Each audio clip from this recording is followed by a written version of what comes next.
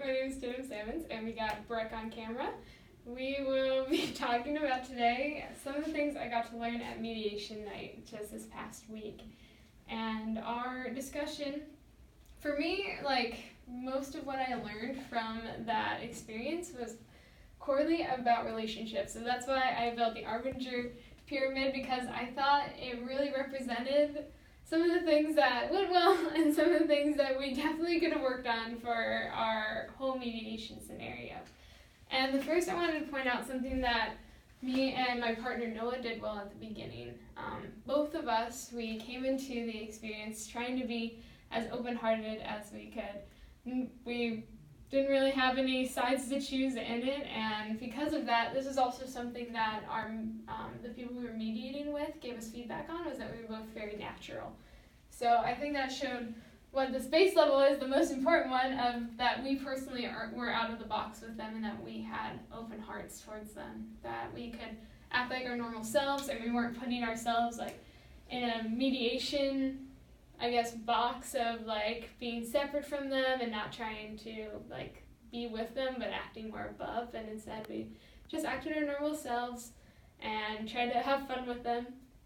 But in the meantime, while that was happening, instead of like continuing to build, like building from the relationship and trying to learn, we kind of just jumped from here to listening and trying to teach. And with that, I think something that made that happen was with our questions that we asked to build the relationship.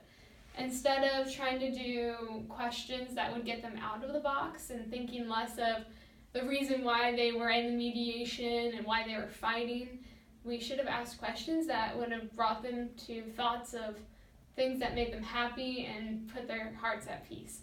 And like, for example, like most of our questions were focused around like, why did you come to BYU Hawaii? What makes you want to start the club? And different things that were all circling around the topic that caused them so much contention. And so I think building from us being personally out of the box, we could have helped them get out of the box with us if we asked more questions that would have brought them from thinking so much about the problem to going to thinking about their families or talking about things that really matter to them instead. And with that, something that came to mind about how, like an experience that we had with that was where we were talking to them, and whenever we tried those questions that kept them in the box and like thinking about the school and things that were making them upset, they always were able to bring up the topic, even when we were trying to get them out of the box. They very much wanted to stay into this collusion cycle, this anger cycle of trying to stay mad at one another, and they would constantly refer to the other person. And I think we could have built that relationship better had we first made the groundwork instead of trying to jump straight to here and here. Because when we did this, like once we started trying to understand each of their sides and like trying to hear them out, they just were staying in this cycle of trying to get us on their side.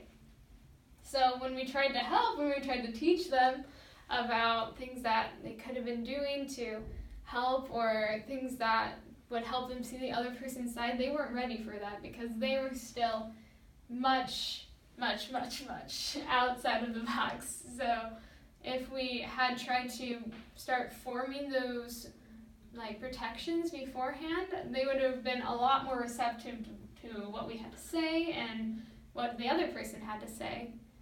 And I think another way that this could have been done, just to check my notes, so it was setting the groundwork beforehand. So we talked a lot about in class when we first started mediating how to, I think, the ground rules beforehand, where when we come into a mediation, we want to tell them about how we don't want any name calling, don't interrupt, and all these different aspects to it. So in order to make that more powerful, I think we really missed out on a good opportunity that would have brought them on equal footing with one another and brought a lot more respect. We did ask them to do these things, but we didn't make it very firm. Like, our feedback was that instead of just telling them, we have them verbally agree, where they would both say yes and formally agree to it. That way, if one of them does break the rules, we can go back and tell them, like, hey, you agreed to the rules, then you can be able to have a lot more peace in that sense, and everything could be a little bit more clear. So I learned a lot, and I'm very excited to apply this later in my life. So I'm grateful for this opportunity that we had, and I hope that you have a great one.